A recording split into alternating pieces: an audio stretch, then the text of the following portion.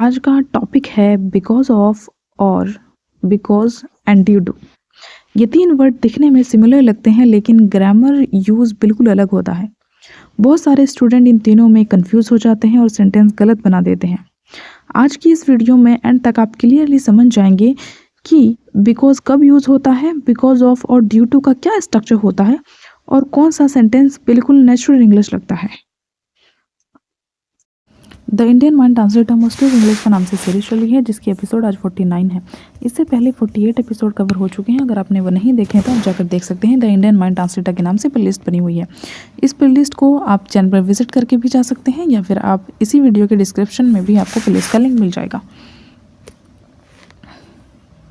चलिए शुरू करते हैं। सबसे पहले बिकॉज को ही समझते हैं जो कि सिंपल है। बिकॉज को हम सभी जानते हैं। जब हम पूरा रीज़न सेंटेंस में बताते हैं तब हम बिकॉज का यूज़ करते हैं। एग्जाम्पल देखते हैं। जैसे कि आप जानते हैं बिकॉज मतलब क्योंकि। I did not go to school because I was ill. मैं स्कूल नहीं गया क्योंकि मैं बीमार था। तो यहाँ पर आपने बिकॉज को यूज़ किया जिसका हिंदी मीनिंग क्योंकि है और यहाँ पे आपने पूरा रीज़न बताया स्कूल ना जाने का।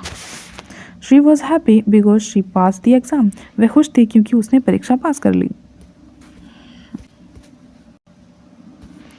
He stayed at home because it was raining. वह घर पर रहा क्योंकि बारिश हो रही थी। We cancelled the trip because we had no time. हमने यात्रा रद्द कर दी क्योंकि हमारे पास समय नहीं था। So इन तीनों ही सेंटेंस में हमने देखा कि किसी चीज़ के ना होने का क्या कारण है, उसको पूरा बताने के लिए हमने यूज़ किया बिकॉज का। अब हम समझते हैं बिकॉज ऑफ। बिकॉज ऑफ का किस तरीके से यूज़ होता है। इसका हिंदी मीनिंग होता है की वजह से या के कारण। जब रीज़न नाउन मतलब किसी नाम के रूप में हो तब हम बिकॉज ऑफ का यूज़ करते हैं। एग्जाम्पल देखते हैं कि किस तरीके से। एग्जाम्पल है I did not go to school because of my illness. मैं अपनी बीमारी की वजह से स्कूल नहीं गया। The match was cancelled because of the rain. बारिश की वजह से मैच रद्द कर दिया गया। तो दोनों ही सेंटेंस में आप देख सकते हैं यहाँ पे जो है रीज़न नाउन के रूप में यूज़ हुआ है। स्कूल नहीं गए आप किस वजह से, इलनेस की वजह से। तो ये एक नाउन है। आपका मैच किस वजह से कैंसिल हुआ, रेन की वजह से।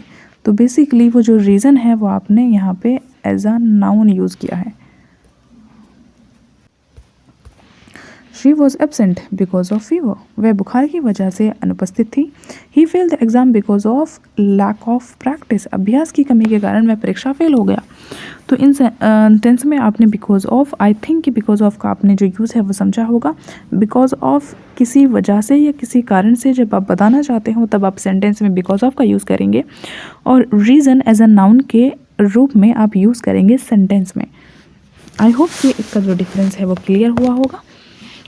अगर आपको ये वीडियो अच्छी लग रही है तो सब्सक्राइब दिस चैनल। अब हम समझते हैं ड्यू टू। ड्यू टू किस तरीके से यूज़ होता है। ड्यू टू भी सेम यूज़ होता है बिकॉज ऑफ की तरह। इसमें भी के कारण या किसी की वजह से, किसी चीज़ की वजह से या किसी चीज़ के कारण से, ये जो है इसका फॉर्मल यूज़ होता है। दोनों सेम तरीके से यूज़ होते हैं लेकिन ड्यू टू का यूज़ फॉर्मल होता है किसी एग्ज़ाम में, रिपोर्ट में या किसी राइटिंग में। इस तरीके से हम ड्यू टू का यूज़ करते हैं। एग्जाम्पल देखते हैं। The flight was delayed due to bad weather. खराब मौसम के कारण फ्लाइट देर से हुई। The school was close due to heavy rain. भारी बारिश के कारण स्कूल बंद था। तो यहाँ पर आप इन ड्यू टू का यूज़ करेंगे फॉर्मल यूज़ में। He lost his job due to poor performance. खराब प्रदर्शन के कारण उसने अपनी नौकरी खो दी। The accident happen due to over speeding. तेज़ गति के कारण दुर्घटना हुई। तो जैसे ही अगर कोई एग्ज़ाम है या कोई राइटिंग है, इस तरीके से अगर आप कुछ लिख रहे हैं या कोई लेटर लिख रहे हैं, उसमें अगर आपको बताना है तो बिकॉज ऑफ की जगह आप यूज़ करेंगे ड्यू टू का, क्योंकि यही है जो फॉर्मल में यूज़ होता है और रिटन में ज़्यादातर यूज़ होता है। सो आई थिंक कि आपको बिकॉज और बिकॉज ऑफ डी टू का जो डिफरेंस है तीनों का वो क्लियर हुआ होगा। अगर क्लियर हुआ है तो कमेंट सेक्शन में ज़रूर बताना कि आपको पहले से इन तीनों का डिफरेंस पता था या आपने अभी सीखा। अगला टॉपिक कौन सा होगा ये आप कमेंट सेक्शन में लिखकर बता सकते हैं अगर आप बताना चाहते हैं तो। वीडियो कैसी लगी ये भी कमेंट सेक्शन में ज़रूर बताएं। फॉर योर काइंड इन्फॉर्मेशन मैं आपको बता दूं, the Indian mind translator must use English के नाम से सीरीज चली है, जिसके एपिसोड आज हमने 49 कवर किए हैं।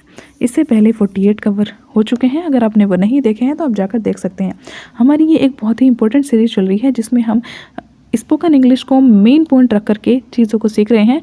कुछ ऐसी भी चीज़ें हैं जो आपकी ग्रामर में भी ऑफकोर्स हेल्प करेंगी एग्ज़ाम में, और स्पोकन इंग्लिश में तो डेफिनेटली हेल्प करेंगी। वो टॉपिक जो अक्सर कन्फ्यूजन क्रिएट करते हैं उन टॉपिक को समझ रहे हैं, और ऐसे भी हम ट्रांसलेशन लेकर के आएंगे, ऐसे भी एडवांस सेंटेंस लेकर के आएंगे जिसमें आप जो है वो सेंटेंस को बना पाएंगे, जिसमें वो सेंटेंस है जिसमें कोई टेंस का जो रूल है वो नहीं लगता। अक्सर हमें प्रॉब्लम होती है।